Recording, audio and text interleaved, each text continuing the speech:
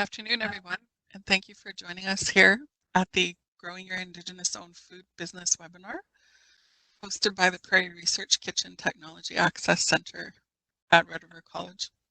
We're joining you virtually today, and welcome everyone who has logged on with us, as well as all of our panelists.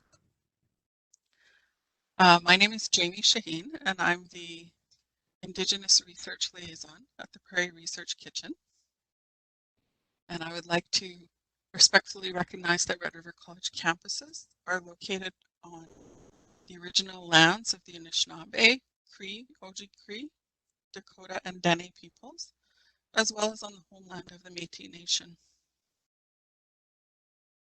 Because we're coming together virtually today, we've asked one of our elders in residence at the college, Elder Eunice-Owned, to offer a prayer to welcome everyone and get us started off. Bonjour, I'm Makadeganukwe from the Turtle Clan, Contra Bear Spirit, Little People are my protectors. Creator, I ask that you send only the good grandfathers and grandmothers to hear our prayers. I ask for welcoming for new people who are trying to get their business going to the next level. And I want to ask for a blessing on all of those people, as well as all of the people at Red River College staff who helps with this to encourage and support people to grow their business to a greater level.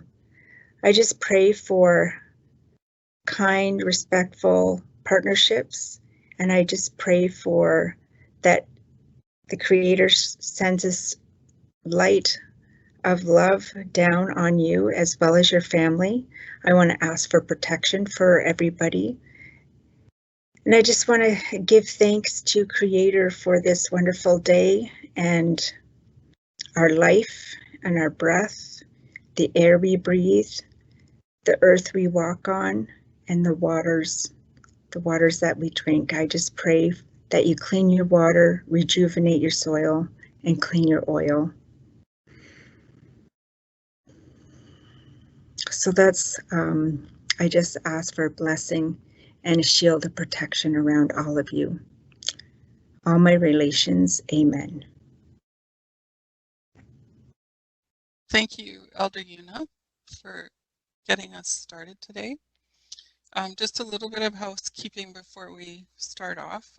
We will have some Q&A periods throughout as our presenters share their experiences with us. And you can do that through the WebEx Q&A function. And we ask that you just make sure to send to all panelists so that they can be seen. And if you do experience any technical issues while we're proceeding, please send a chat message to the host or RC Events. So you'll see that in the chat function. I would like to introduce our first presenter, and we're very pleased to have Bruce Hardy, President of Function 4 Limited and Myera Group, Inc. And he has been President of Function 4 Limited for 25 years and has developed an incredible firm in e-health innovation, research, and software development. And he also is working with the Myera Group, Inc. and will tell you more about both of his businesses and experiences and a lot of incredible work that he's been doing in the community and related to food business entrepreneurship. So we're really pleased to have him here, and I'd like to welcome Bruce Hardy. Thank you, Bruce. Thank you so much for the introduction, and an absolute pleasure to be here and share the stage with some of my own mentors and some people who I have followed for many, many years. And the reason why I have tolerated so much is because you have to find people that will support you and put wind into your sails. And that can be professors at the college, it can be friends and family, it can be other colleagues. But really, it's being an entrepreneur is about having a vision and working towards it. So the vision for Myera came out of our software company. And in the software company, we deliver into 56 First Nations healthcare software across 12 clinical areas, looking at from pregnant women to kind of grade 12 children. And so as we start seeing the drift away from traditional foods to more processed foods, the increase in the chronic disease conditions, whether it's diabetes, liver, blindness that's associated with diabetes, is more than shocking. And that's kind of where the idea for Myera came from. So my background is Cree Métis, and I've been working with traditional healers for close to 15, 20 years now. And what I think is an opportunity is to move back to more indigenous foods, because we as an indigenous population, if you look at a lot of those traditional, or some people call them heirloom vegetables or traditional foods, they have colors. They look like the rainbow. And a lot of the colors, like purples, have anthocyans, and the reds and the yellows, all of those things slowly have been kind of worked out of our kind of overly processed foods. So that's kind of where Myera came from. If we can go to the next slide. It was, how do we bring back into culture? So for Métis culture, we talk about wild rice in our songs, in our prayers, in our books, in our poems, and it's mixed throughout our culture. But wild rice and fish are not part of our economy. And so as the world is completely going commercial, how do Indigenous businesses be a part of that? So the reason why I picked fish farming is obviously the cultural appropriate, but fish, actually, you can see from the slide, have a 1-to-1 feed conversion. So that means if you feed a fish a pound of fish feed, it will actually make a pound of sustainable animal protein. If you can compare that to pigs, you have to feed a pig 3 pounds of feed to get 1 pound of animal protein. And then obviously you can see that beef is really is a bigger challenge, because you have to feed it kind of 4 to 10, depending if it's grass or grain fed, to get 1 pound of beef. And so that's why a lot of the environmentalists give cows a really hard time. So fish is one of the most sustainable animal-based protein sources. The catch is that the fish are being closed down on the oceans. And so by having such intensive fish farms so close to the coast, they're actually contaminating the coast. So if we bring that inland into the prairies, we're going to contaminate our rivers and lakes. And so if we go to the next slide, that's where the concept of Myera is about.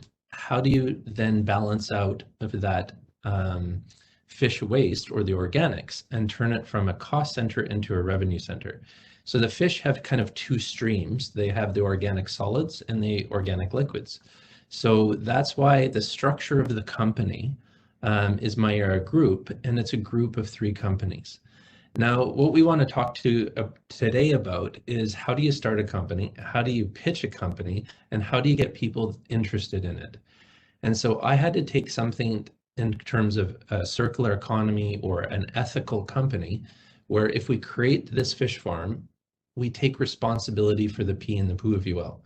So for the fish solids, we actually take those solids and we create a soil of soil, so we can have a greenhouse and create therapeutics or food. From the fish liquids, we can put it into a rice paddy and grow traditional Indigenous wild rice. So when I'm pitching it to investors, I have to say that I'm taking a cost center. So instead of having mechanical filtration clean the fish farm, we're turning it into a revenue center by having a second or third revenue stream. And so we think that by planting traditional wild rice that are purple or black, those have nutraceutical or functional food properties. So you can see here in this kind of pitch where we have, and this is what I use for investors, is I say, we're going to focus on the food, on Myera seafood first. It has a 7 times multiplier. When we start getting into Myera food, now with COVID, we know how valuable food is, and the shorter the supply chain and the 100-mile radius, all of that is driving sustainable agricultural through the roof. And so now is a perfect time to do kind of a food play. That's why it has a 14 times valuation. So if you think of Dragon's Den, that's another reason why I've set up these kind of company and then sub-company buckets. so that the valuation of the company, if someone's going to invest, they can say, well, if I invest now, I can see how my investment will grow as the company grows and take more and more responsibility for the fish, pee, and poo, if you will. And so the final one, Myera Health, the reason why we're not looking at it until 2022 is because we're working with the universities right now to make sure we can prove those health claims. So we have great partners with NRC, with MyTax, with NSERC, and with the universities. And we have a collaboration on Indigenous wild rice with Australia, working with Australian Indigenous companies to prove the same thing, how Indigenous black or dark wild rice has health benefits. So you kind of put that into a bow, and then you try to say, well, here's the physical assets of the company, and here's the background intellectual property. And so that's something that we won't have time to get in today, but the intellectual property of what we're doing, and I'm also partnering with other First Nations and other Indigenous businesses, and most importantly, with the Culinary Institute, because there's an amazing law that passed in Canada last year. It's called the Geographic Indicators. And if anyone is familiar with wine, that's actually how they protected wine in the past. Champagne is actually a reflection of the legal protection of the unique water or soil of the Champagne geography, the town of Champagne. So increasingly, as we're working with, as an example, wild rice, we're going to be saying the wild rice, say from Ebb and Flow or the different groups that we're working with, has this nutty flavor, and working with the college and with the university to tie that taste and that unique flavor to that geography of the community. So it promotes the Indigenous culture at the same time as it uses the geographic indicators, a legal system to protect your intellectual property. So we'll go to the next slide. So just breaking down the fish farming is kind of complicated, and there's a fish hatchery, so that's the males and females, and they create the sperm and the eggs. Then there's the grow out, so that's where we take the baby fish and we grow them out. We want to be able to value add and process. So a lot of the value add and processing of the fish can happen in the bottom of a boat that's bobbing around in the sea. So that was another reason why I think this fits well with us, because we have northern communities who can bring in that type of equipment. If it fits into the bottom of a container, bottom of a boat in the sea, it would fit into a shipping container, and we can bring it to our communities. Because without that value-added processing, it doesn't make economic sense. The final thing for the prairies, why I'm so excited for fish farming, is we have an abundance of flax seed, hemp seed, and we're really great at farming seeds. And those things have omega-3s and 6s, and that's what you need for the fish to eat, for the fish to have omega-3s and 6s. If you feed fish soy, it won't have omega-3s and 6s. It can't magically make it. So the quality of your health is based upon the quality of the health of your food. And I think Manitoba is in a powerful position for fish farming because we have cheap power to move around water. We have abundance of water. And in St. Francis, we actually have salt water that we've been growing our Arctic char in.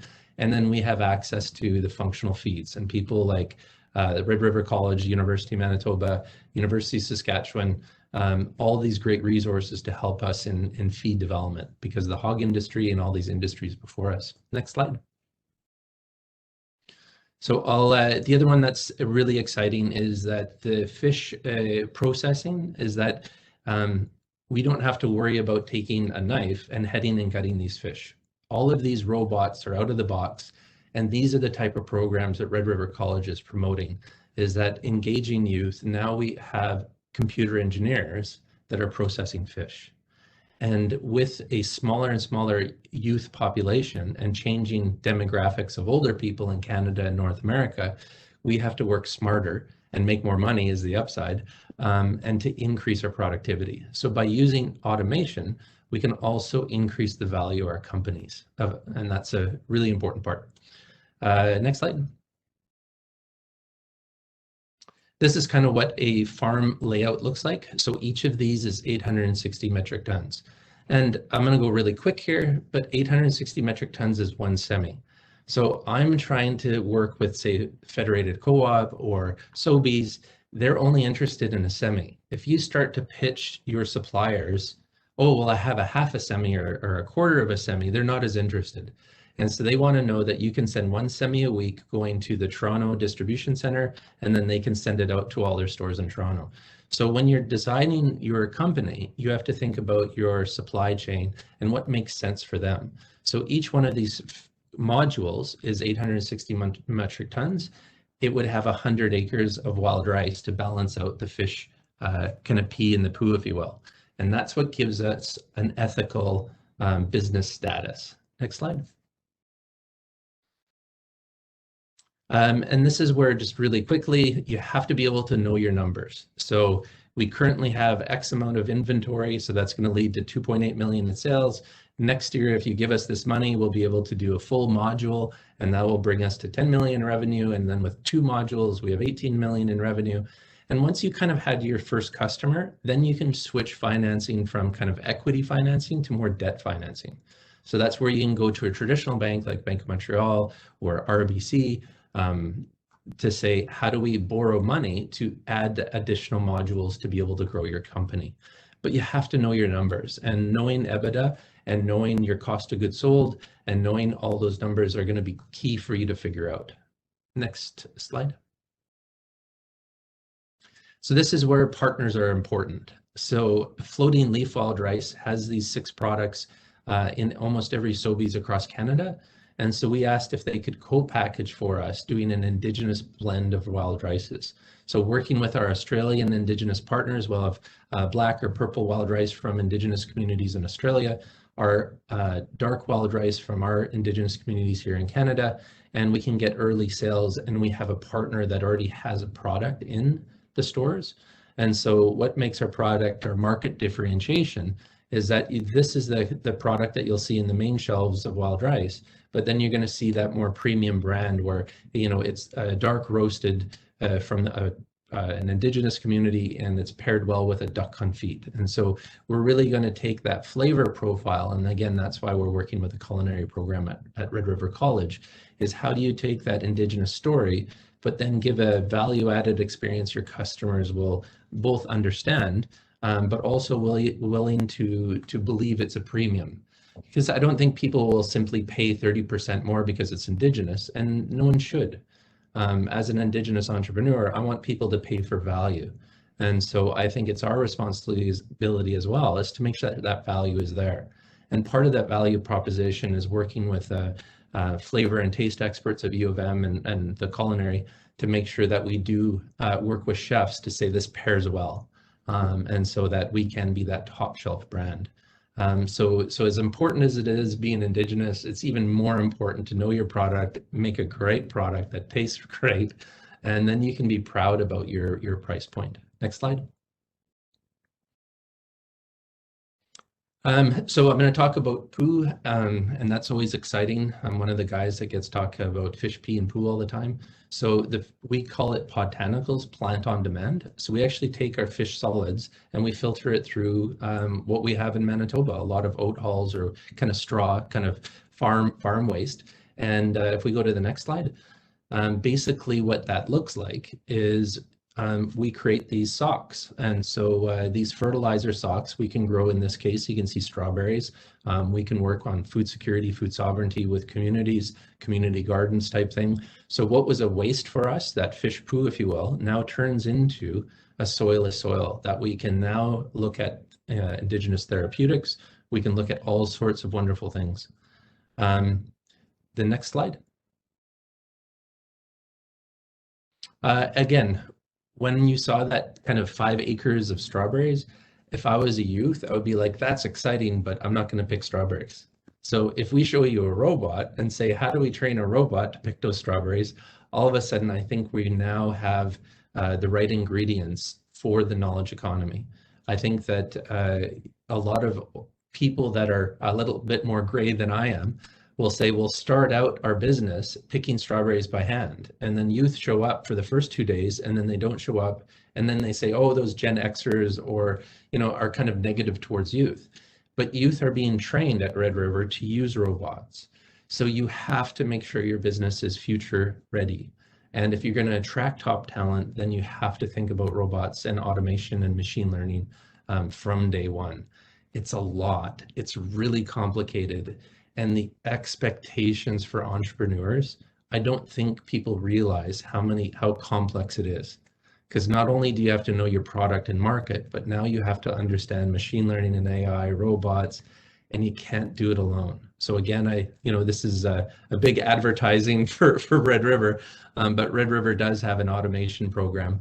And so just as an example, we're working with NSERC, MyTax, Red River, and U of W.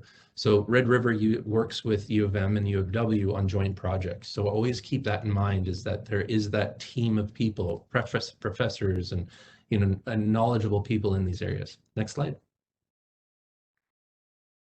And never forget, we're the geodesic center of North America. And so we can ship fish anywhere in over 100 million customers, within 24 hours at 80 cents a kilo. Currently, most of the Arctic char in the world comes from Iceland. It's costing them $2.88. This is pre-COVID numbers. Now with COVID numbers and the restriction of air travel, the costs of all of our competitors have shot up. So even though we have these free trade agreements, think about what's happening with COVID and supply chains. That means anyone who is importing into Canada before now has huge barriers of transportation costs. Now is the time to get your business up and going and actually be able to have a cheaper end kind of unit cost, because our transportation numbers are going to be so much better in North America because we're here. That's one of the reasons why I'm leveraging my relationship with Australia, is to say, grow your barramundi in Manitoba, and then at 80 cents a kilo, we can help you to bring barramundi and indigenous Australian fish into the US market, rather than paying the flight of getting fresh fish from Australia to US. Why not grow it in Manitoba? So these are examples of how I use these as value propositions. Next slide. So they say, tell them what they're going to see, show them and tell them what they saw. So this kind of summary slide is what I tried to communicate, is that we have fish. From the fish, we kind of use the liquids, if you will. In the summertime, we grow wild rice. In the wintertime, we grow algae. Those lead to products. And then the fish poo, if you will, you saw those socks, they go into a greenhouse. And from that greenhouse, we can produce, vegetables or flowers. When those socks are done, we actually burn them. And that's how we provide heat for the greenhouse all year round. And so the circular economy is about taking your primary product, fish, and then coming up with very innovative ways to use that waste as value-added co-products and as additional revenue streams. Now, trying to pitch this and get it funded has been a very long journey, fraught with many, many challenges. I wouldn't recommend it to anyone, but if you do it, you have to do it because you care. You have to do it because it aligns with your values and your beliefs, and your business is a reflection of who you are. And so the way that we treat the environment and the way we treat each other, you can see that in the business that I have, is that I'm very aligned with it. So I don't know if that's a good or bad thing. People can have comments on that.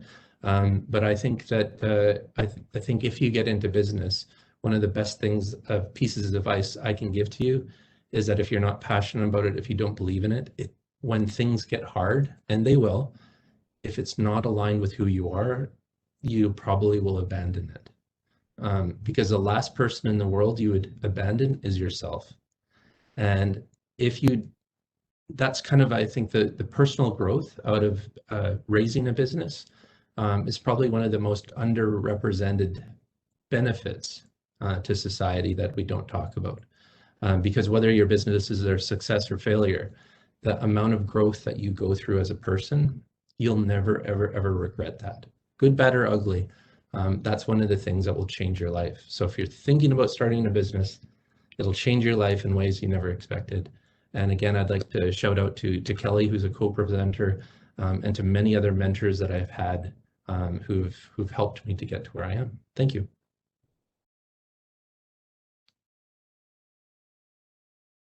Well, thank you so much, Bruce, for sharing your story with us. And oh, I thought that was the last slide. So it's all good. Is there more? Should I? No, it's good. It's good. No, it's all good. Yeah. We're going to offer the opportunity to ask Bruce a few questions, but he did refer to a few things like the Natural Sciences Engineering and Research Council, as well as the National Research Council of Canada. So Prairie Research Kitchen Technology Access Centre exists through grants from what we refer to as NSERC, the National Sciences Engineering Research Council, and Innovation Fund grants. So these are part of the supports and the resources that have enabled us to be able to offer these webinars. So this is our second webinar in a series of 3. We'll have another one follow up in the fall, in October. But we want to begin to be able to hear from Indigenous contributors. So we're really grateful to have someone like Bruce and Kelly and Cree with us today. And it's our initial outreach to kind of say, like, let's share some information about the fact that Prairie Research Kitchen is here and available to collaborate, and also that we are hearing about resources, but also from Indigenous entrepreneurs. So we thank everybody for being with us and participating in these webinars. So I'll introduce Mavis McCrae. She's the director of our Prairie Research Kitchen, and she will use the Q&A for follow-up to Bruce's presentation. Thanks, Jamie. Hello, everyone, and thank you, Bruce, for sharing your story. I know that you have been in business for a long time and have started a number of different businesses.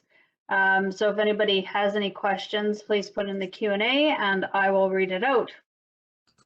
So one of the questions I have is, along the way, what advantages or disadvantages as an Indigenous entrepreneur have you had, either accessing grants or different programs that may be specific to helping Indigenous businesses thrive?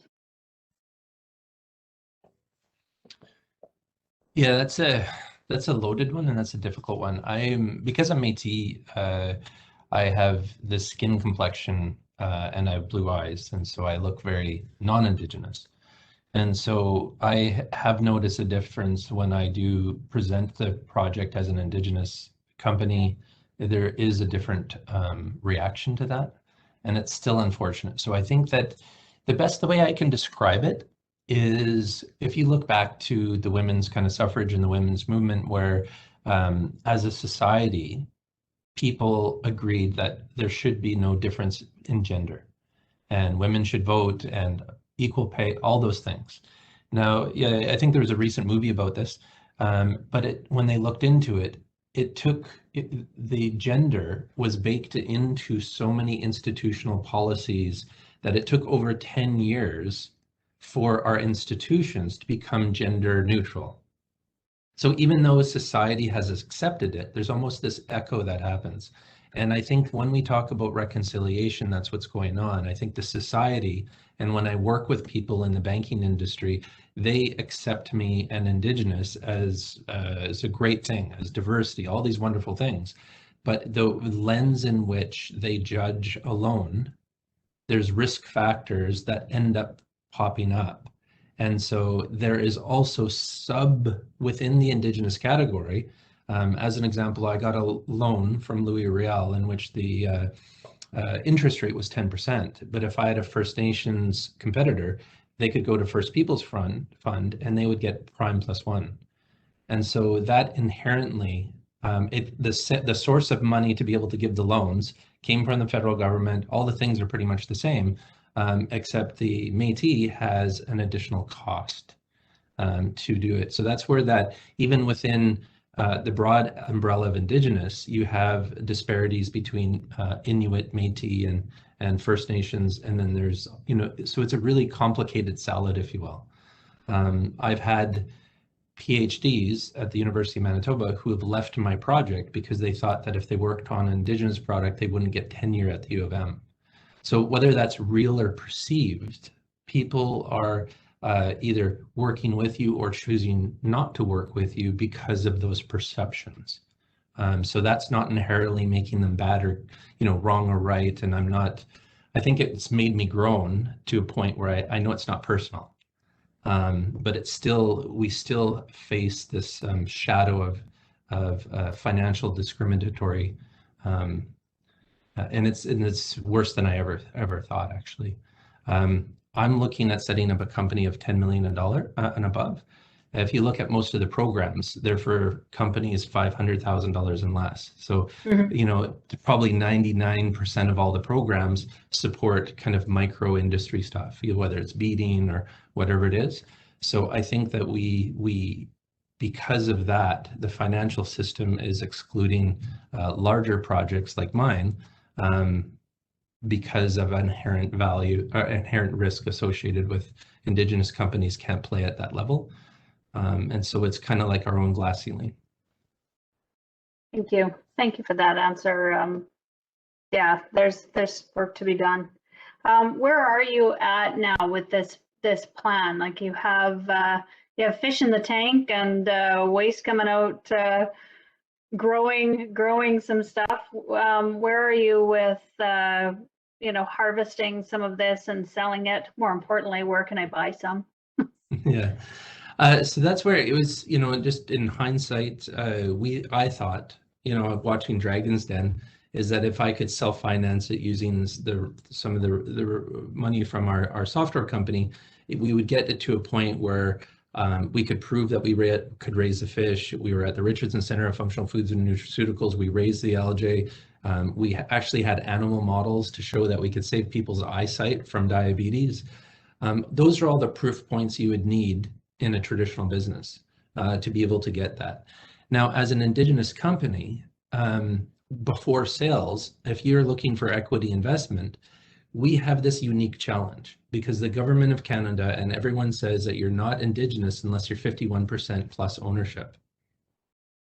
So if you're looking for a couple $1 million in a pre-revenue company, it's almost impossible to do that without those people with money saying, we want the control of the company.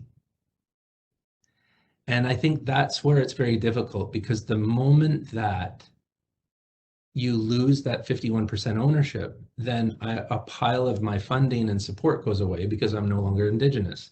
Now, all of a sudden, all of our supply chains that want that Indigenous branding, I ethically can't say it's Indigenous anymore because I'm less than 51%. And so there's this really weird challenge that we have where angel investment and equity investment actually works against us. That means that we're at the mercy of grants.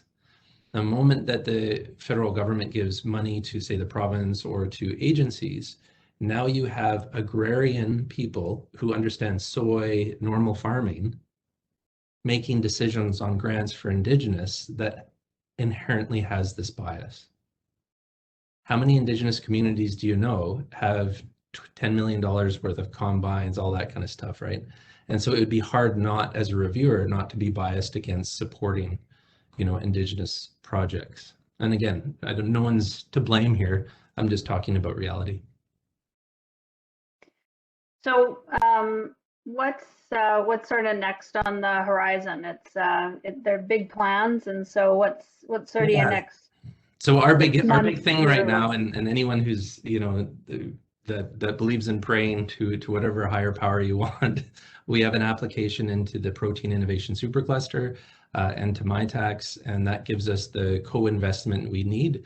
And working with Export Development Canada, who will de-risk a loan with, say, RBC by 80%. And so that will give us, and we're looking for around $8 million. So it's big money.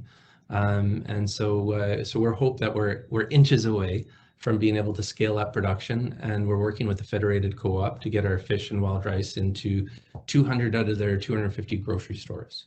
So all the dominoes are lined up, and because it's really heavily reliant on grants, then you're at the whim of those types of variables, and as a business, having those things out of your control becomes very stressful.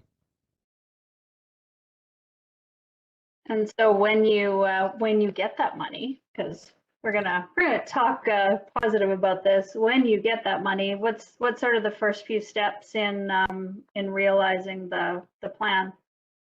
Well, the first step is that it's all about cash flow, and Kelly is on here, and I hope she's proud of me. But one of the things that I can do is that I know it's going to take 1 or 2 seasons to get the crops right. Good, bad, I don't care who we have. We can have the best people in the world. It'll still take some time to get it right. And so during that time, I can import Indigenous dark wild rice from Australia. I can sit at that chair behind you, and I can start working with chefs on an Indigenous black or dark wild rice and start looking at all the value-added products we want to do. And so whether it's looking at doing one of the things we'd like to focus on is a rice cake. And so really shifting away people from snacking on chips and pop to something that's less, more diabetic friendly. So that's the first thing we're going to do, is start working with you on product, get the packaging, marketing, and with the Federated Co-op to pull that into their stores. So we have equipment manufacturers in Thailand who are going to be flying over, showing us how to, extract the protein from the wild rice, put it into the rice cakes, work with you to get the flavors right. So that's really about getting your products and sales in. But you can do that by buying wild rice, while in the background you're growing the fish and you're growing, the other part of it. And it's a real balance. People can push back and say, well, you're diverting your energy. And those are all really hard decisions to make. So we are diverting some of our energy to get early products and sales and validations. That's correct. So whether it's successful or not, time will tell. Well, and there's always the fish side too, because even if you have, depending on if it goes straight to robotics or if it's hand done at first, there's always some degree of co-product is the new word, or byproduct that can still go through value-added processes. So are there plans on the fish side as well to look at some product development? Yeah, if we don't do value added on all of our stuff, as a basic business rule, if you ship your product more than 100 kilometers, the economics just aren't there. And I think that's kind of what the Indigenous communities have faced all these years, is that traditional fishers from northern Manitoba would ship their products down to Winnipeg to get value-added processed. And so a lot of that money went back into the communities to make it worthwhile. You have to keep that mindset. And so unless we're doing all that value add, I can't see us being competitive over the long term. So one of the things, as an example, is that we would like to grow things in our greenhouse that have therapeutics, to work with, say, the research kitchen to do a fish stick, and then have the fish stick have plant-based protein and say purple potato kind of starch as the breading. And so anything that's purple carrots, purple potatoes, purple strawberries dehydrated for some sweetness, a blend of those purples as a stick would be a perfect product for kids, because you have the protein from the fish, the omega-3s and 6s, and the purples will address the eyesight loss and the diabetes. So, and who doesn't like fish sticks, right? So that kind of thing. Can't wait for fish sticks trial. It's always a fun day at the Prairie Research Kitchen whenever we can get new trials in, and they have to feed me for a week or so to get my opinion. Well, I appreciate your enthusiasm for the food industry and your continued working at it, because I know you're running a business already and starting a new business at the side, I guess, or as your new venture. So any advice to those who are maybe in a business and taking on some new challenges along the way? No, you've been very generous with the time that you've given me, and I know that Kelly and others can answer that too. I've been very open with my experiences, and just know that it's going to challenge you in ways that you've never expected. And when you're picking a team, pick them based upon the train will come off the tracks. You don't know where it's going to come off the tracks. You don't know why it's going to come off the tracks. But if you don't have people that are excited, almost like in, you know, in the movies when they have the army has like submarines and they do fire drills, and you know, you almost have to take that mentality to say, okay, well, if something goes wrong, what is our responses? And the people who are as excited about, okay, well, what equipment do we need to get that train back on the track? Then you know everyone understands that if there is a failure, it's not a bad thing, right? And to expect a failure. And if a failure happens, what's most important is what are you going to do to get things back on track? That's who is going to define your friends, your family, and your coworkers, and they will end up spilling over into your personal life. And so I have some friends that I've met through this journey that my life is blessed because of it. So always be open to the wonderful things, even if they are sometimes are far apart. Perfect. And you know what? One last question came in, so I don't want to let you quite go yet, but what do you say to Indigenous youth who don't see a clear career path forward or opportunities for themselves in the community? It's a big question. Oh, you know what? That is and again, you should shut me down for time because I talk too much. You're okay. You're still good. So it's a fancy word, but Google geopolitics.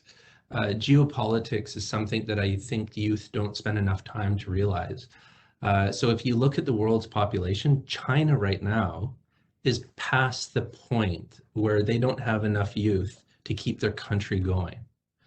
Canada and the US, the US and Mexico are the only countries in the modern world that have enough youth to actually keep their countries going.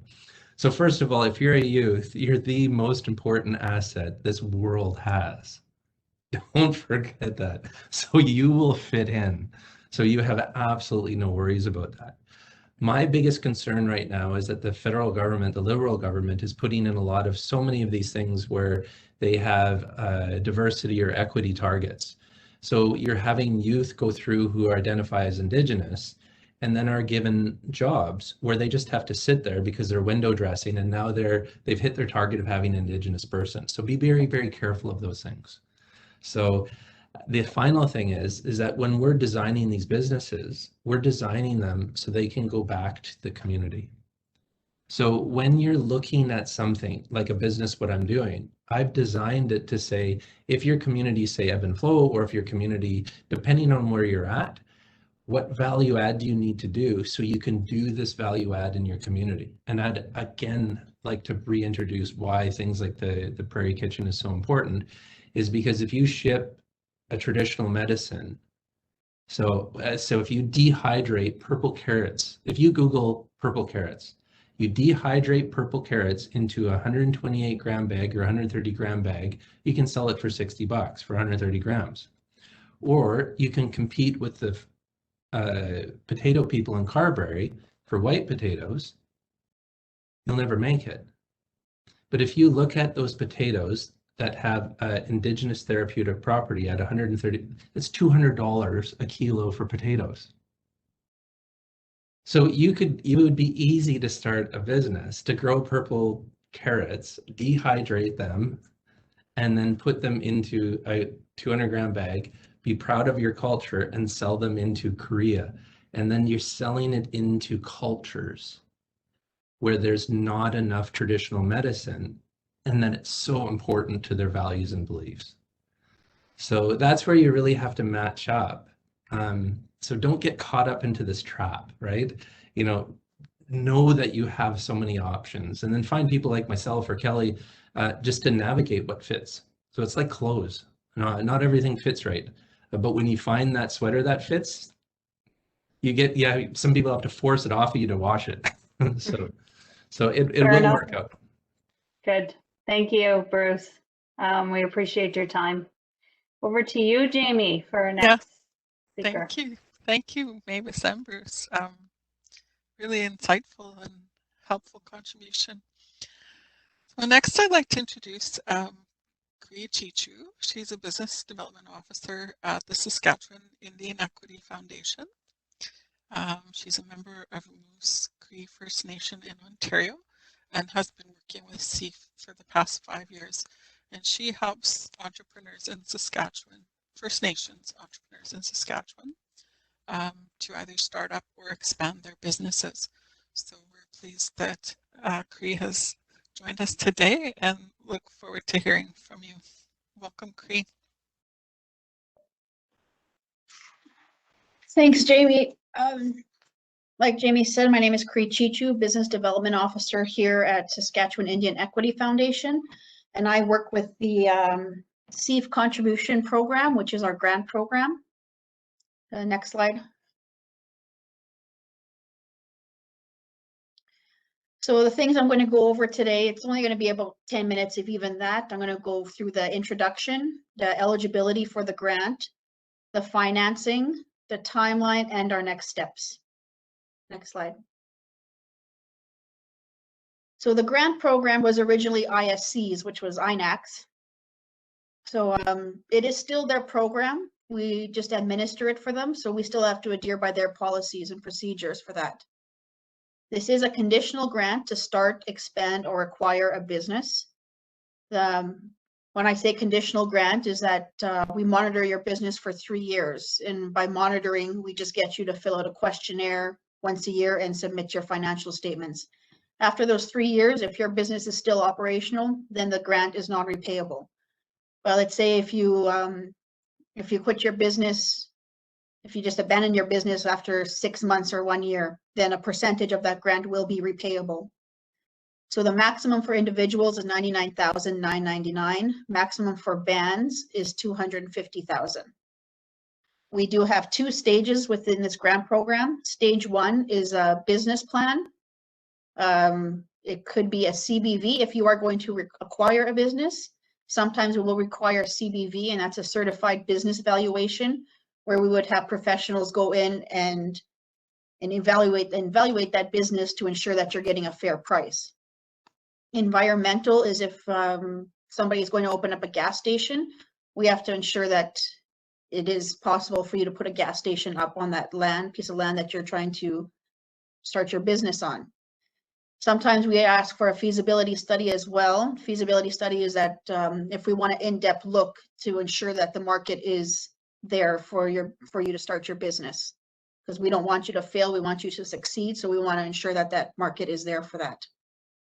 Stage 2 would be the actual project costs, is where after we receive the business plan, we do a report, we present it to the committee, they decide if you're either approved or declined, and that would be our stage 2. The business development officer role, my role is to collect all the necessary information, to do a sound report and present it to the committee on your behalf to ensure, an approval, I guess. There are some declines sometimes, but the majority of the time we do get our projects approved. And another one of the other roles that I do is I do claims, because if you are approved for the grant, let's say you're approved for $50,000, you're not going to get a check for $50,000. You submit invoices, and we're just going to pay our percentage off of each invoice. So if you're approved for a grant for a startup, we do 40%. You submit a receipt to me for $1,000, I'm only going to pay $400 off that receipt. Next slide.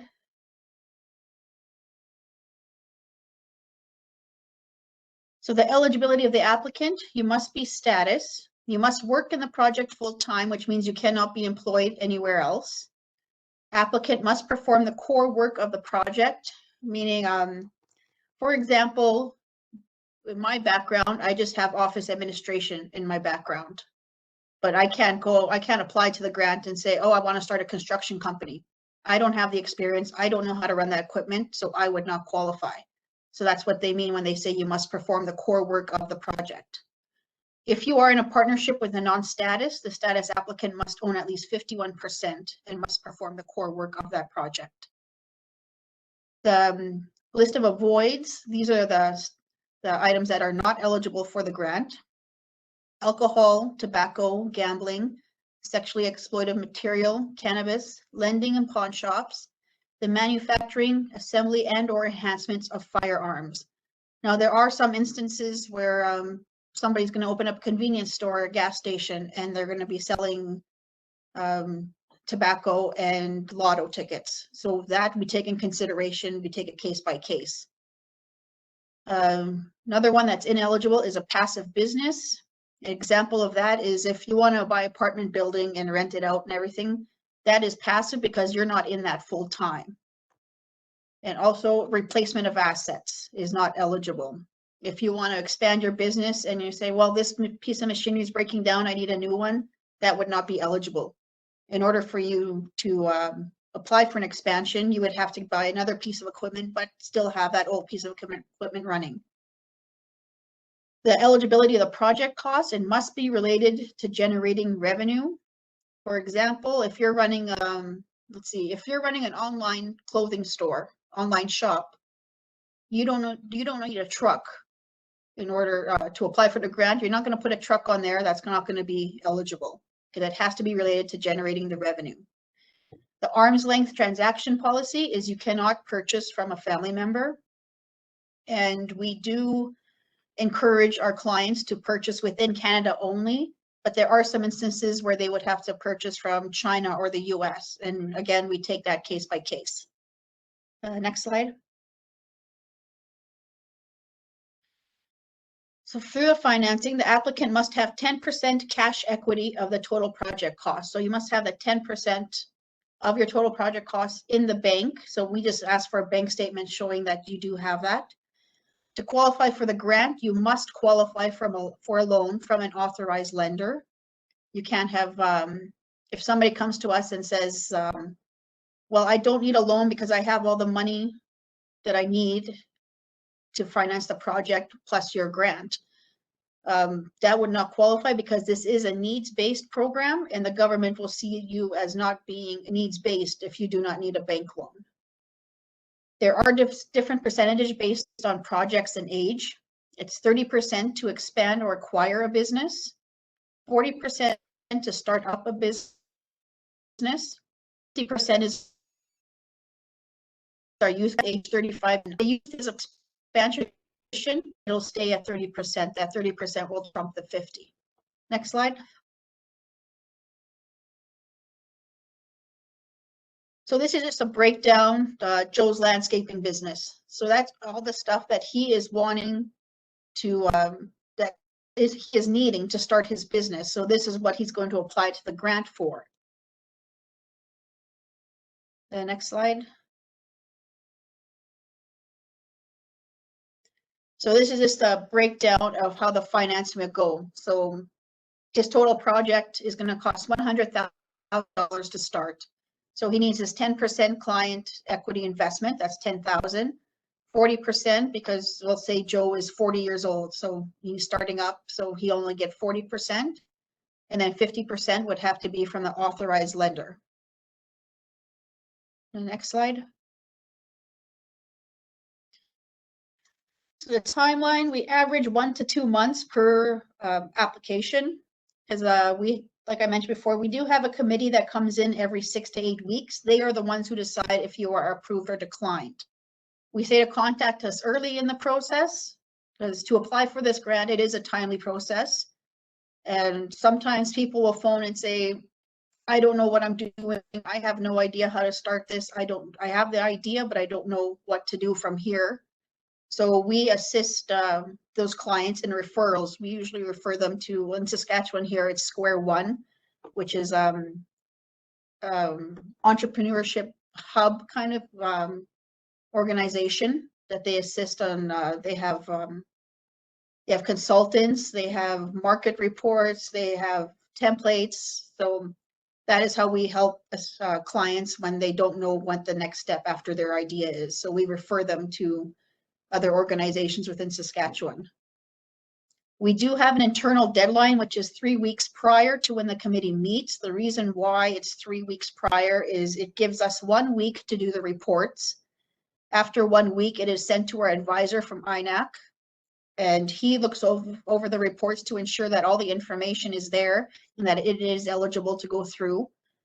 If there is some information missing, that gives us another week to get all that information. And then it's sent to the committee 1 week prior to the meeting. So that is why our deadlines are so far ahead of the, well, before the actual meeting.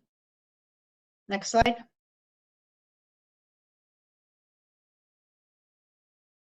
So these are the next steps. We step one, estimate realistic project costs. I know I get a lot of calls from people saying, I don't know what I need. I don't know how much it's going to cost. I wouldn't know that because it's not my business. You as the business owner or entrepreneur should have an idea of what you need for your business. Step two would be speak to a BDO to ensure eligibility. A lot of times people might just submit an application and they'll do all the work on it and they submit it, and then it turns out it's not eligible. They become upset because they did all the work before to submit all this stuff only to find out it wasn't eligible. So we always say, please speak to us first before applying. Step three is speak to your lender. Now there is a section on our application form that says commercial financing. Before we start anything, we do have to ensure that it is possible for you to get a loan. Now you don't have to be approved for the loan right away. We just need to know that there's a possibility. So whoever you approach, whatever bank or authorized lender you approach, we will be calling them also to ensure that it is possible for you to get a loan before we start the process. Step four would be to find a business plan writer, as every application does have to come in with a business plan and 3-year projected financials. You are able to do it on your own, or if you know somebody who can assist you, that's fine. But we do have a list of consultants that we utilize their services. And if you are going to want a professional to do your business plan for you, it would you can apply to us for the stage 1 and we would pay 75% of that cost.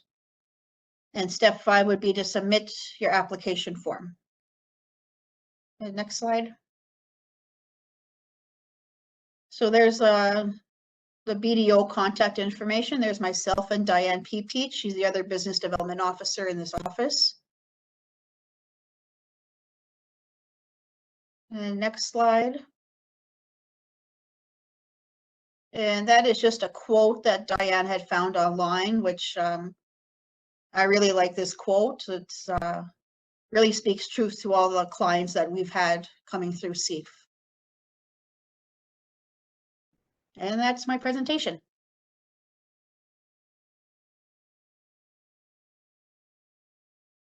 That's great. Thank you, Cree.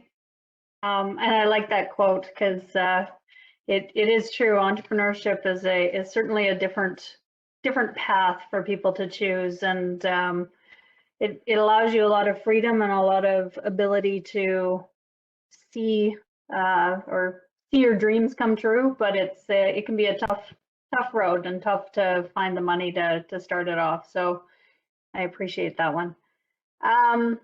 So first question in is, do you know of the same grants or granting programs available in other provinces? Is there an equivalent in Manitoba or Alberta?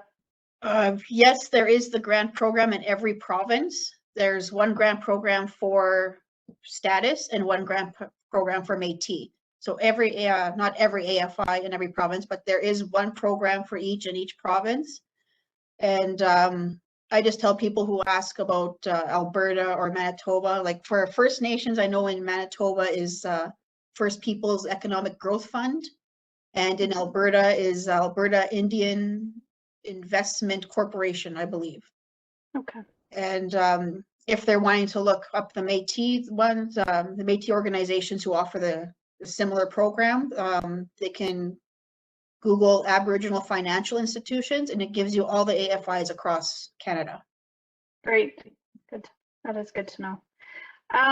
So in your, I guess, reviewing the various businesses, do you see many food businesses? Since this is a food focused talk to some degree, do you see many food businesses, and can you tell us a bit about sort of ideas or challenges or anything around those businesses? I think with the food businesses, I know with the wild rice harvesting, because it's only taking, because it only takes 1 or 2 months out of the year. The government does not recognize that as full-time. So we have been in talks with other AFIs to try and work on something to assist the wild rice harvesters, because I don't find it fair at all that they don't qualify for this grant. I think there should be something out there to assist them. So we are in talks with other AFIs in Saskatchewan to see how we can come together and try to assist these wild rice harvesters financially. Is there any talk of either further processing or having, I guess, even a co-op if each harvester doesn't have, I guess, enough stock for, you know, say a full shipment or continual shipment? Is there a way to set up a co-op or anything like that to clean and process and bag the wild rice, or are these harvesters looking to sell to someone to then package it for them? Like, how is the process? From what I heard from the, I think I've only had 4 inquiries past 3 years from wild rice harvesters, and they said that they sell their rice to this organization in La Ronge in northern Saskatchewan, and they're the ones who do all the packaging and everything. But there is an opportunity for a co-op, because one of the people that organizations, I guess, that we work through, that we're part of a whole economic entrepreneurship, I guess, hub. I guess it's cooperatives first, so they do a lot of presentations around that, and we are trying to get fish co-ops out there more. I am part of a working group for fisheries with the government right now, trying to get it in Saskatchewan, because they've already started working in Alberta, I guess. So we have someone from Manitoba. We have someone from Manitoba on our working group trying to steer us in the right direction to get more co-op fish co-ops out there, because there are a lot of lakes in northern Saskatchewan, and so far I think there's only 3 up there, and there could be more. Yeah. And so are there any other you know, food related businesses that people are looking at starting, or is it mainly around sort of resource gathering and further processing? Well, we haven't Put you on the spot. Yeah, no, I'm just trying to think back on all the applicants. Like, we have over 400 clients. I'm just trying to think. Wow. I don't think any of them has to do with food. Like, we have grain farmers. That's the closest we have for food. Well, we got the food trucks and everything, but yeah, as for making the food and like wild rice and the fisheries and everything, we don't have any clients like that so far. I find that interesting, because there's 600 businesses across both Manitoba and Saskatchewan, and there is such a small percentage of businesses owned by Indigenous entrepreneurs and business owners in the food sector. And so I always find it, and part of the reason that we're, you know, engaging in these conversations is to increase that, because it is quite a big difference, and always curious to know what some of the challenges are in getting into the business and getting investment. I just saw a question pop up. I've got a whole bunch of screens open, and it's hard to watch everything. Okay, I've got Square One. Entrepreneurship hub in organization. Is there a cost to accessing Square One? And do you find status entrepreneurs have difficulties obtaining a loan? Is there a significant barrier to Indigenous entrepreneurship? Okay, for well, first part of that question, for Square One, their services are free of cost up to a point. If you want more in-depth assistance with a consultant one-on-one, then there's a cost right there. But to get the market research, the templates, and I think just to speak to someone in general, I think those are all free of cost. But if you want to go more in depth and talk one-on-one with a consultant and get really in depth on your business, then that, I think there's a cost there. And status entrepreneurs have difficulty obtaining the loan. Yes, I do find that maybe out of all of my clients, maybe 25% have a hard time obtaining a loan. And we do refer them to, if they're under 39, we refer them to Futurepreneur because they try work with them. Or we refer to BDC because BDC is a developmental bank. And CEF also has a loans department where we assist with, if you have bad credit, I guess the loans officers, they will work with you on that part.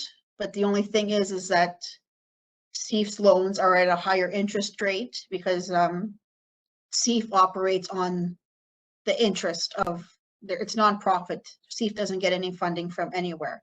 Like my department is different. I get my funding from the federal government, but CEF in general, they strictly operate on the interest of the loans that they give out. So the interest rate is at 12.5%. So it is higher and they do take on more of a risk. So yeah, it is difficult, but there is ways that we will try and assist you to get around those barriers and try get you forward. I did have one client, he was having so much trouble getting a loan. Like it was to the point where CEF could not even help him. He was so passionate about his business. He took 1.5 years to get his credit back up, to repair his credit. And he came back to the grant program. And I was so proud of him. Like it just showed me right there how passionate he was for this, for his entrepreneurship, I guess. And his business, yeah. Yeah, it's tough. It's the constant, you have to have money to get money. And you have to be able to access credit to get a credit rating. So it's tough to break through some of those. So speaking of success stories, do you have any examples that sort of stay in your mind of success stories that have used this program and have flourished? That you can talk about, because I realize there's probably confidentiality, but there's always a success story in there that you talk about. Yeah, we got clients out there that let's see, we had Devin Fiddler from She Native. She's a client of CEF's. One that is really blowing up right now and doing presentations all over. Her name is Destiny Peter. She works at Tangle's Hair and Salon. She started very young. She started working there when she was 19, and she bought that salon when she was 22, I believe, 21, 22. And now she's in her early 30s, and she's just opened up a second location in Moose Jaw. She does have her original one in Regina. So a lot of our entrepreneurs do relate to her because she struggled at the beginning, but she flourished. So we have that. And another one of our clients is Kendall Netmaker. He does speaking. He's a motivational speaker, I think, all over. Yeah. And those are the only ones I can talk about that are public out there. Yeah. It's always the challenge when you've got these great entrepreneurs that you'd love to talk about, but you can't. So I fully appreciate that. Yeah, I appreciate your time with this, and I know that the writing the business plan can often be a challenge for all entrepreneurs, and getting access to some of those resources. In Manitoba, there's a variety of different resources, and even Futurepreneur, I think, has a bit of a template for those under 39 entrepreneurs to ask the questions and at least get some of that information out of your head and onto paper, because you can't ask an investor to invest in something if you haven't thought through all of those pieces. So there's certainly different resources in all provinces that help companies. World Trade Center, I think, here helps with some market research. I know on the ag side, we have business development specialists. You probably have with Saskatchewan Agriculture. that will help work through that whole value chain of how much does it cost to add a distributor and pricing. So anyway, I appreciate your time here and sharing these stories with us. All right, thank you. Thank you. Thanks, Cree and Mavis.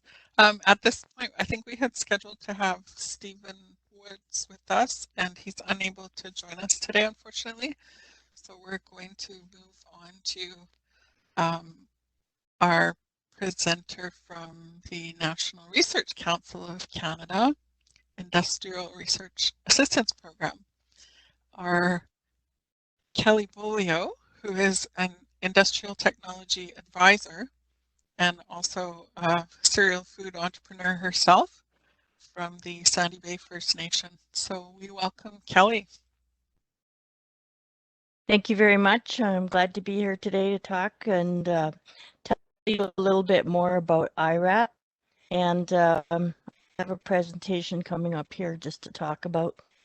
So I'm going to talk about two things, a little bit about IRAP, but also about scaling up your business and what things you need to think about as you go ahead and do that. So IRAP is, we help small and medium-sized businesses to grow. And we do that by looking at R&D and things that you can take your innovations to market. So I can get the next slide, please. So the mandate of IRAP is to stimulate wealth creation for Canada through innovation and accelerate the growth of small and medium-sized businesses by providing them with a whole bunch of services. And what we do is we work one-on-one with our clients to help them through every aspect of growing their business. Can I have a slide? Next slide, please. So we provide things like advice, connecting you up with agencies or other funding programs. We'll do whatever we can to assist you in building your business. Building your in-house capacity to do R&D and to move your innovations to market. We also have some programs where we can link you with export value chains or export markets. And we have programs that support youth, so helping you to bring on new talent. And go forward, please. So, we try to remove the pain points for businesses. We help you look for capital and financing. We do have some ourselves, but it's quite a limited program. But it can be quite strategic to get IRAP funding and help you along with your business. We really like to invest in human resource talent, and that's normally we fund salaries. And like I said, we can help you with export marketing access. We can help you look for your senior executives. We can help you do productivity enhancement. We bring in experts who'll actually work in your factory and help you to enhance how your processes are going. So also strategic development of your business and helping you look at the future and where you can go. So can you move to the next slide, please? So we provide advisory services, and our ITAs, we work, like I said, with every aspect of the innovation process. We provide technical and business advice.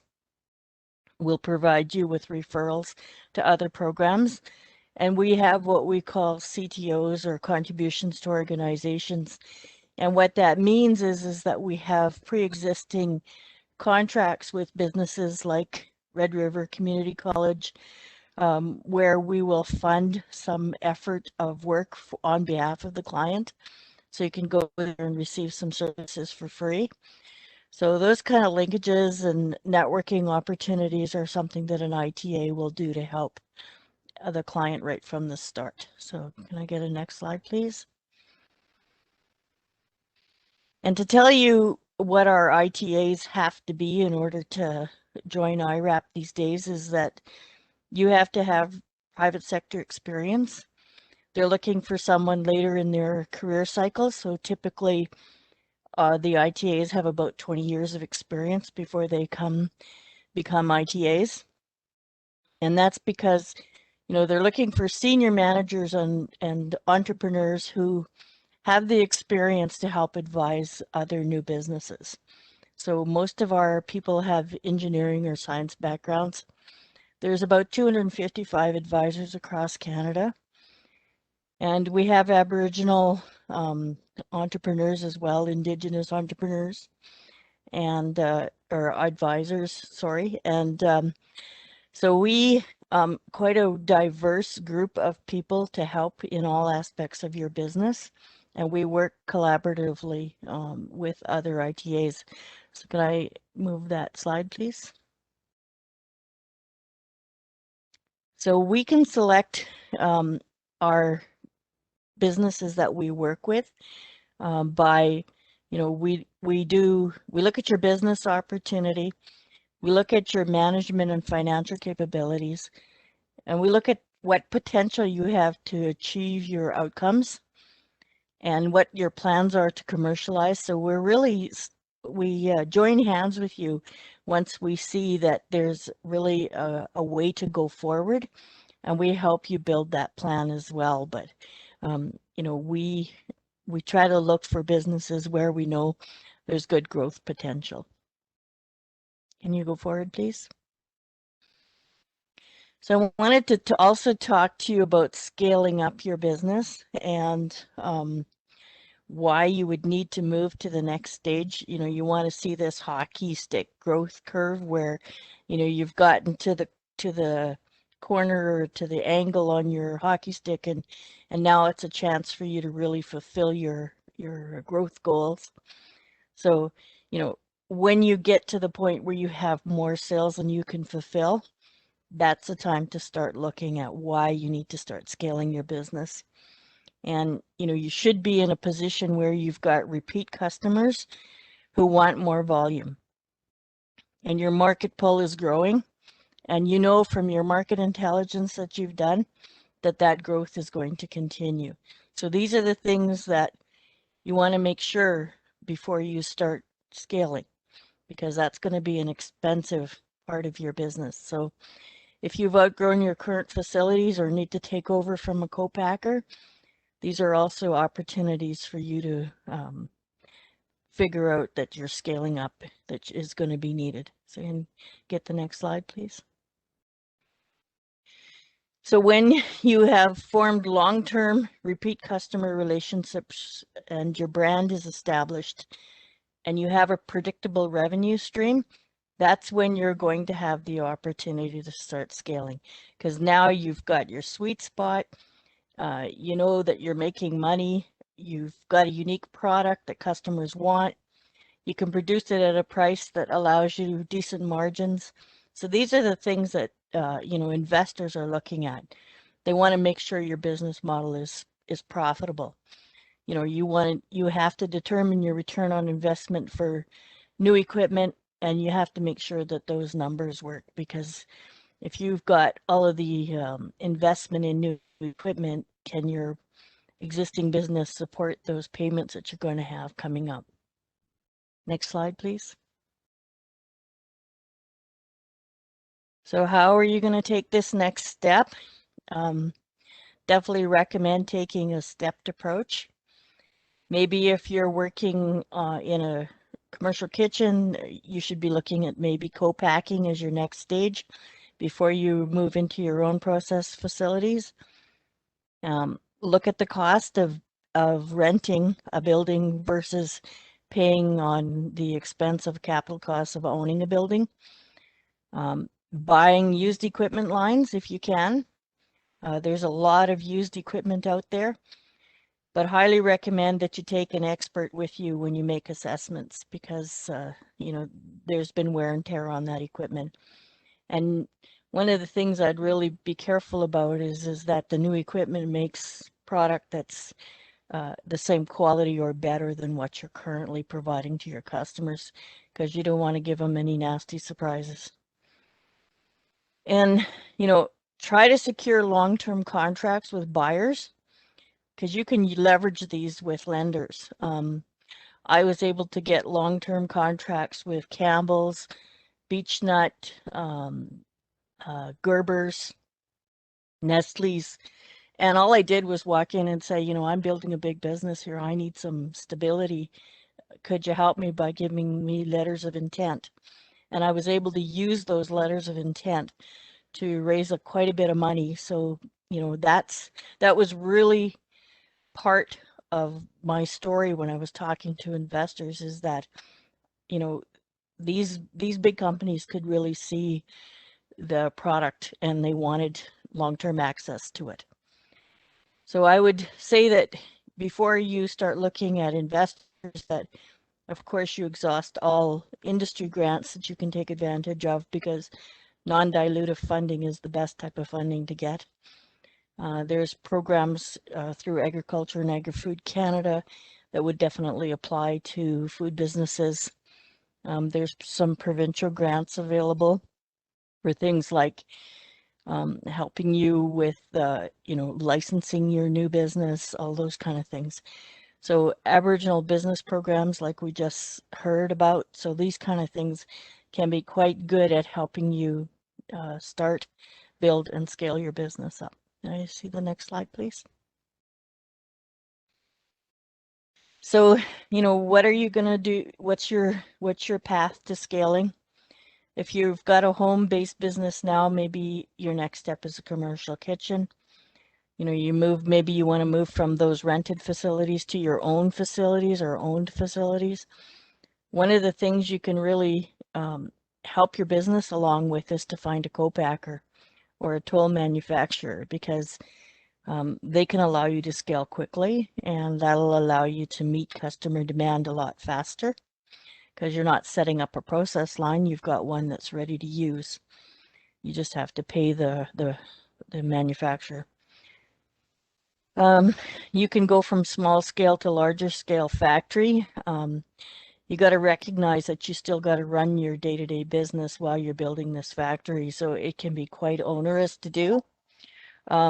Each of these options is a viable way of increasing your production capacity, but you need to take the time to really build a solid business plan and know your go-to-market plan, and ensure that you can pay for the initial capital costs, because they're going to be onerous.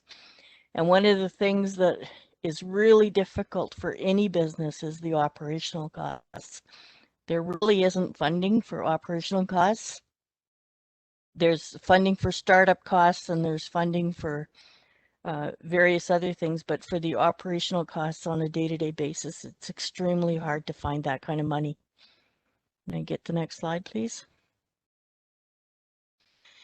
So just some tips before seeking investors. Make sure that you're incorporated and you got your legal documents complete. You got to protect yourself, and incorporation is a way to do that. In order to work with IRAP currently, companies need to be incorporated. That may change in the near future. They're looking at some other ways of doing that will let bands and more people take advantage of IRAP services. One of the things you have to do is create your story. Investors buy into your story, just like your customers do. How you got into your business, why are you making the product you're making, what's your special sauce. That's how investors talk about it. They call what's your special sauce. So it's really the thing that makes you and your product unique, and why should they care? And you got to make sure that you know you've got a strong value proposition.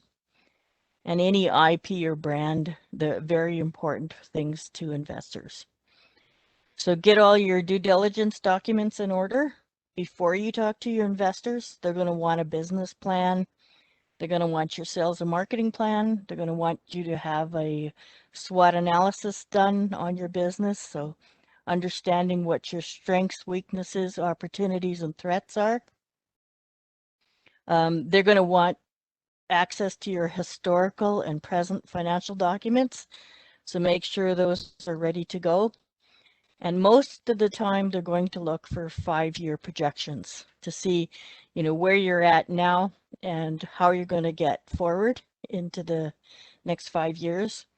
Make sure you have a pitch deck, and it has to be a pretty polished pitch deck that talks about all aspects of your company and how you're going to grow it. What are the good things about your businesses and what are your challenges ahead? And every entrepreneur should, of course, have their elevator pitch. So what that means is if you get into an elevator with a potential investor, within 2 minutes, you should be able to tell them everything there is to know about your business, enough that you can get a second meeting and sit down and show them your pitch deck. Make sure you have a 5-year strategic plan. Investors are really interested in seeing, that what it's going to take to get to the next stages, and that that you've planned for all of those stages. They're going to want to look at your HR plan or your human resource plan. They want to see that, you've got the appropriate people already in your business, or where you're going to get them and what they got to have in order to service the business in the best possible way. Make sure if you've got intellectual property documents that those are all ready to go. It's really creating a big package that your investors are going to ask for. How I did it was built a binder and put each of these documents in a binder and handed out the due diligence package. So that was a way to impress your investors. They want to see this. They're going to ask for it, so you might as well have it ready to hand over. But before you do that, make sure you've done some standard non-compete or non-disclosure agreements with them. A lot of investors, the big VCs, don't like non-disclosure agreements and non-competes, but try to get those if you can. If your business has any licenses or needs to have licenses, food businesses need licenses and food safety agreements and all of those type of things, and they all have to be in with those documents as well. If you've got contracts or long-term contracts with suppliers, with buyers, then those contracts should be in there. And before you start looking for investors, check into the tax incentives available for investors, because they can be quite an incentive to the investor to get money back for doing an investment. So know what your company value is before you sit down to the table with an investor, and know what kind of deal you're going to accept. Maybe you have to walk away a few times before you find what you need. So I guess that's all my useful tips. If you want to go on to the next slide, please. If you want to speak to me, there's my contact information, and I'm definitely available at all times to talk to entrepreneurs. You can contact IRAP if you want to be matched with an ITA. And normally, what they put a new contact through kind of a process where, we ask you what kind of things you're going to need, and we match you with an ITA that's got the right credentials to be of the most assistance to you. So thank you very much. Thank you, Kelly. Always great to hear from you. And this is why they ask for ITAs to have 20 years experience in the industry, because they've lived it all and have lots to share, lots of war stories about what to do and what not to do. So it's open to questions, everyone. I will monitor. My question is, do food companies need to have a fully formed business plan and all of those documents to access IRAP? No, you do not have to have a business plan. I've helped clients write business plans, so definitely, we're here to help you from idea stage right through to commercialization. But no, come and tell us your story. We do like you to be incorporated at least. That's that's a federal government policy at the moment. But if you've got an idea, you've got an invention, you want to come and talk to us, we're here to listen and we're here to help you every step of the way. And what's generally the size of a food company that you tend to work with?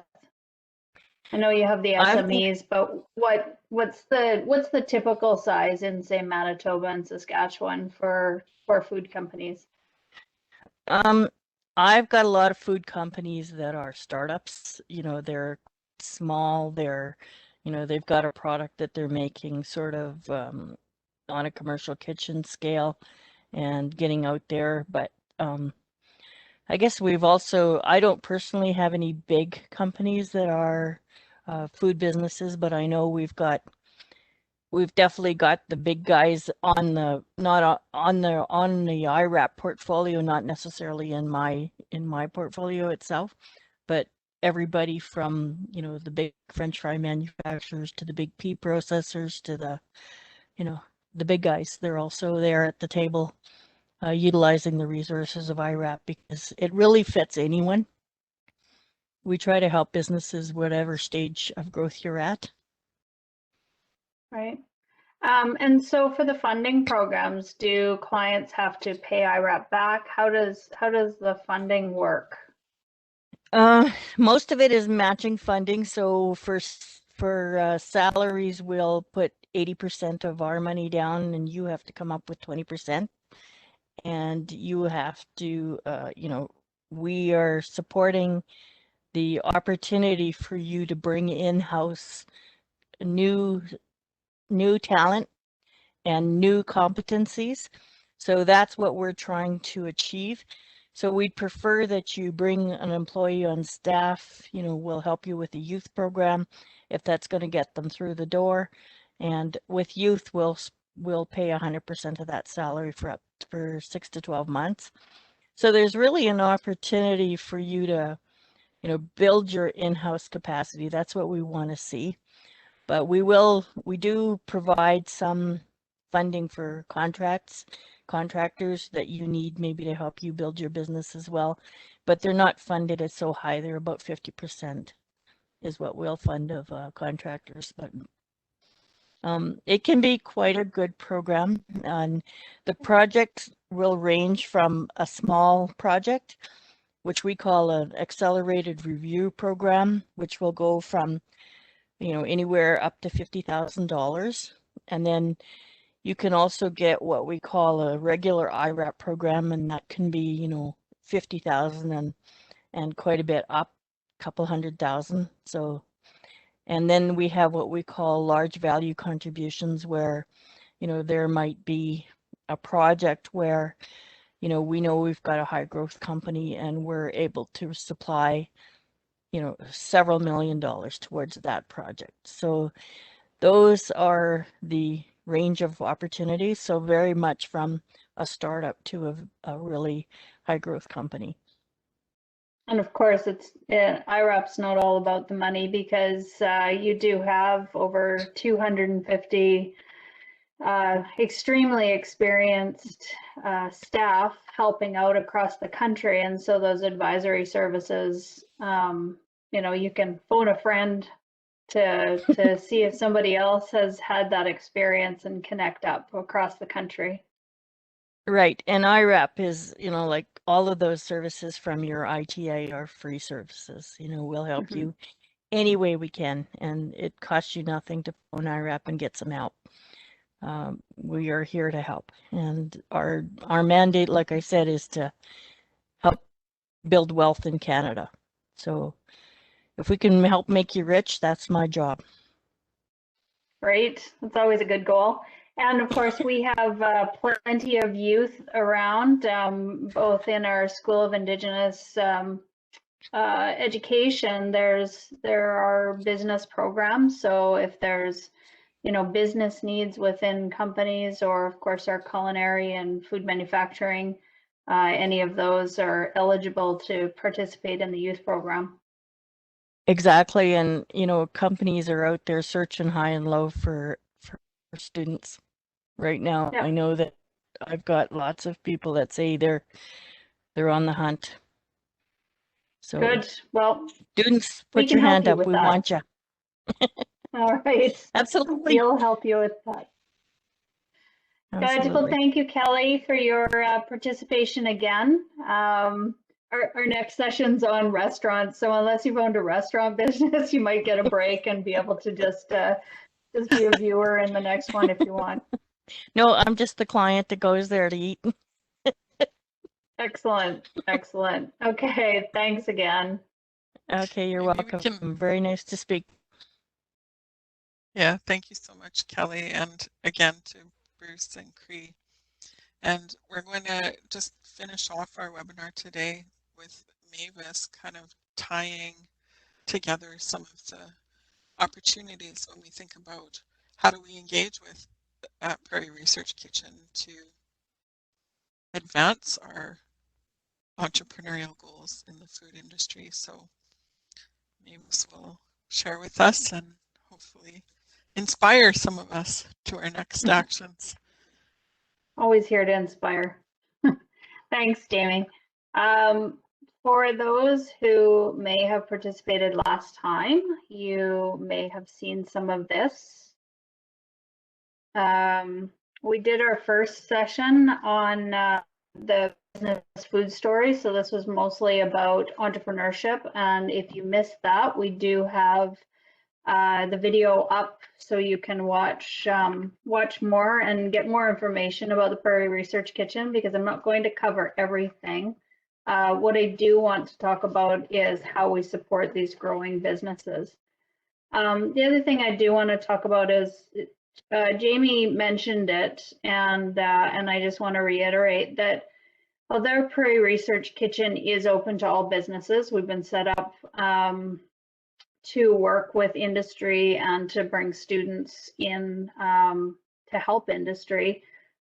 We do want to make sure that the Indigenous community knows that we exist. Sometimes it depends on who knows about you. And as I mentioned to Cree, one of the things when I put together a business plan for the Prairie Research Kitchen is there's over 600 businesses just in Manitoba and Saskatchewan alone. And Prairie Research Kitchen works with companies all across Western Canada.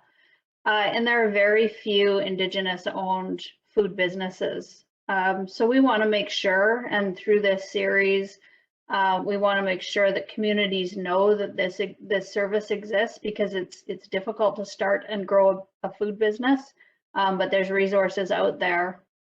You know, we're grateful that we had the honor of receiving the investment from the Natural Sciences and Engineering Research Council, from the province, and from Red River College to create this resource for you. So, you know, we want to bring the communities together, and our staff love food, so they're a good group to share your ideas with and help you grow.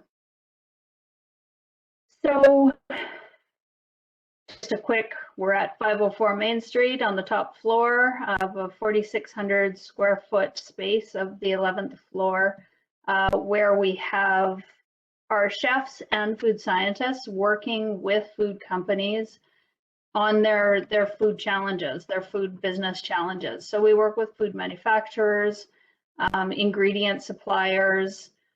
In some cases, we're working with northern communities that have the indoor growing facilities and how to further add value to those foods that are coming out of these container gardens and operations. And the nice part about this chef and science blend is that the chefs and scientists have different approaches to developing food and different thoughts on how product development happens. And so we're located in the same business as the culinary school. We have access to the culinary and baking instructors, as well as our scientists to work on the safety, the quality, and the analysis along the way. For those who haven't seen our facility, we have three main research areas. This is our our demonstration kitchen, that someday those red seats will be filled where we can serve up food, new food that we've created for you. But this is, that tasting bench is there to both showcase food to the clients. If we've been working on it, of course, you get the benefit of having a taste test. But if you have buyers or clients that that you want to showcase to, we can also help in that regard and bring them into this kitchen. The second research and development kitchen, because sometimes either there's very confidential information or or we're just really busy and we need the second kitchen. So we do have this second facility available. And then our analytical lab with all the equipment to make sure that your food will taste good but be safe, however it's packaged. So just a bit about technology access centers and how it helps the business. We are NSERC funded, and these centers are hosted within Canadian colleges. We do have 3 technology access centers at Red River College. Prairie Research Kitchen is focused in culinary research. We have the Technology Access Center for Aerospace and Advanced Manufacturing, as well as the Building Efficiency Technology Access Center. And there are many other departments that aren't technology access centers that can work with various companies. So as you're growing your business, you may be interested in IT or robotics, sensor technology. You might be looking at your container farm and the efficiency of that that growing operation, new materials. And so the whole college can help support this growing food business through our various research departments. The easy way to find out where the resources are is to go through the research partnerships and innovation department if it's not specific to one of our technology access centers. But we are here to support. We have a lot of equipment, we have a lot of knowledge, and of course, we have a lot of students that are your next workforce. So since we've been talking a lot about funding, these grants, although they're open to startup businesses as well, I find that the companies that are in a better position to use them are larger or growing companies. And so there's 2 very specific grants. One is called the NSERC Engage, and it's a first-time research project with the college.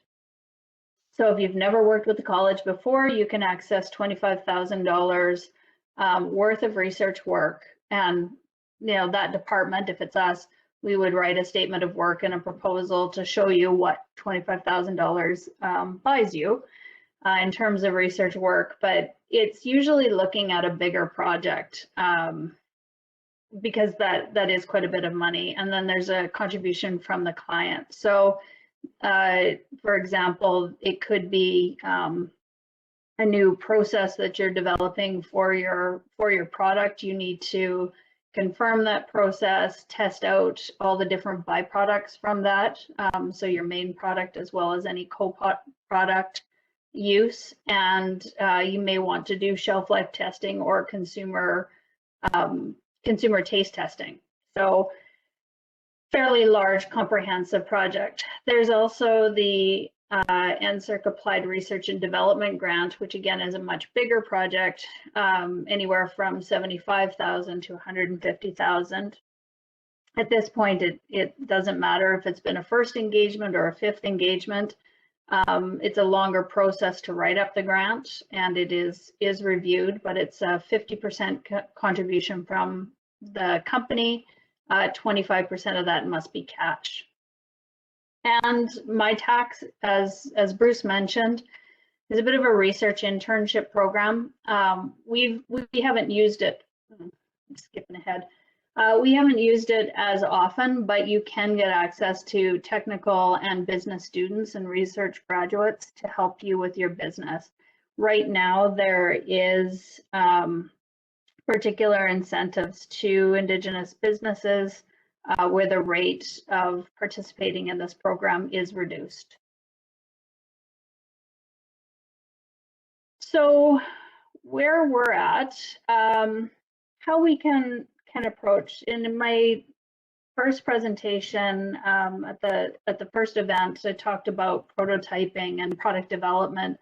But where I find we help with growing businesses. Now you're in the business, you've got your core product. Maybe you're producing at a commercial kitchen or with a co-packer, and now you're finding out things about the industry you didn't know. So you may want new product extensions. Somebody has said, well, I like your product, but is it gluten-free? Or I like your product, do you have 5 other flavors? Either the grocers might ask this, the customers might. There might be tweaks to the product or opportunities that you see once you're in the business. And so we'll work on those product extensions, co-product utilization. So you're making something, as I talked to with Bruce, you might be selling fish fillets, but then you still have bones and meat left on the fish. There are ways to utilize that to get more value out of the product. Process efficiencies. So as you can imagine, as you scale up, if you had something that you just sort of tolerated because it was on a small scale, well, it gets magnified, and now you want to change that. So it could be that you have a 5-step or 7-step process to making your product, and you want to reduce it down. You want to reduce the handling down, and so now you need to change how you process your foods.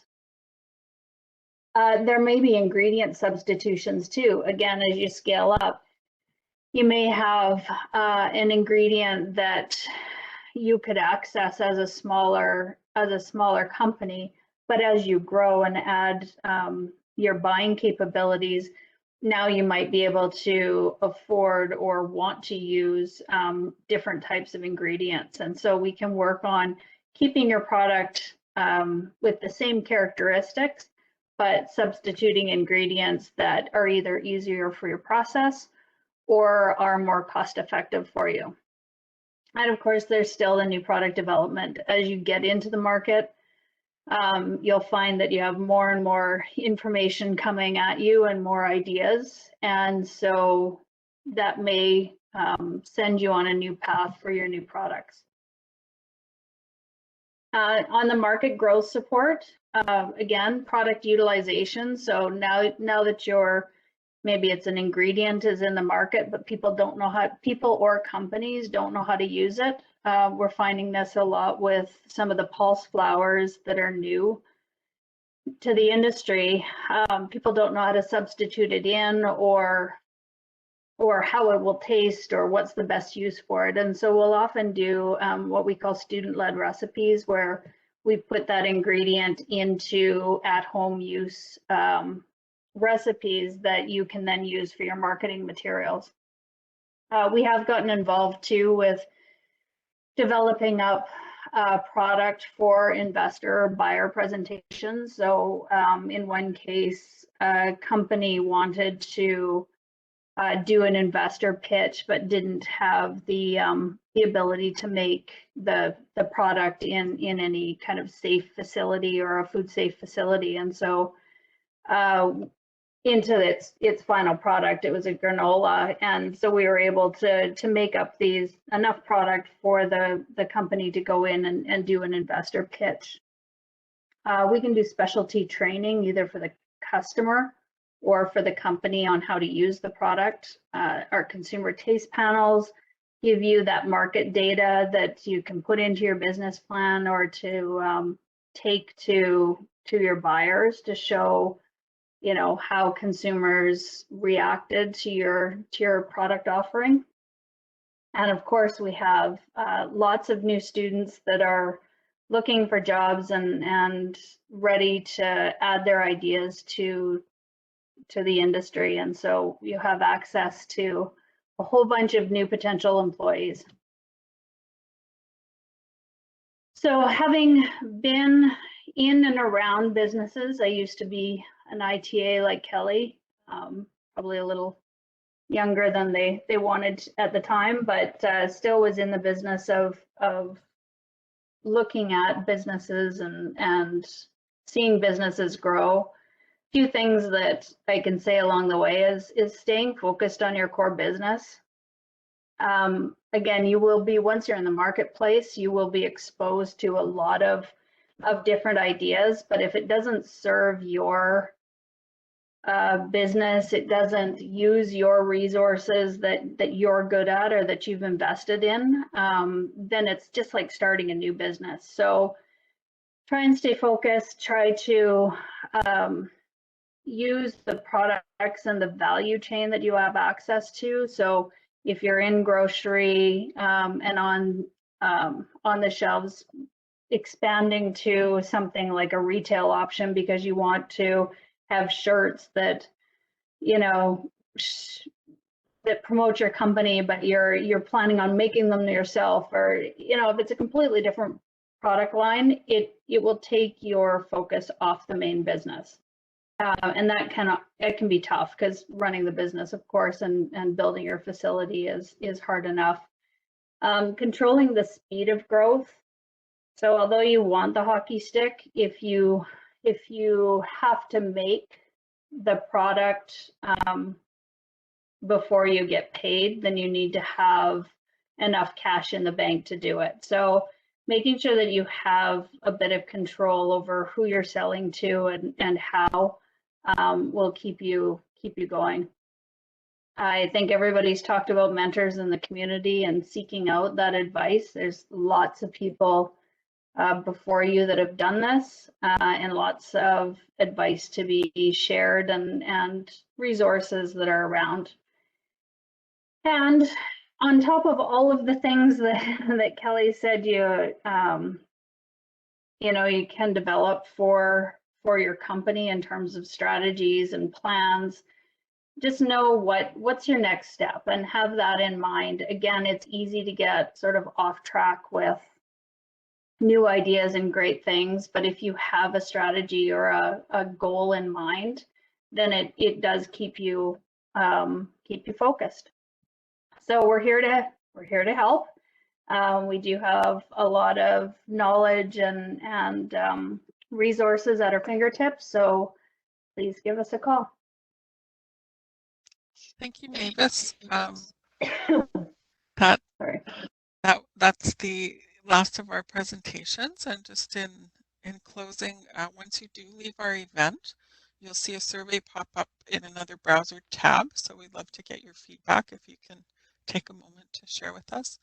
And we look forward to seeing everyone again in October when we offer a third webinar in this series that's more focused on uses of Indigenous ingredients and culinary arts, and we'll hope to hear from some of our chefs out there who are leading the way.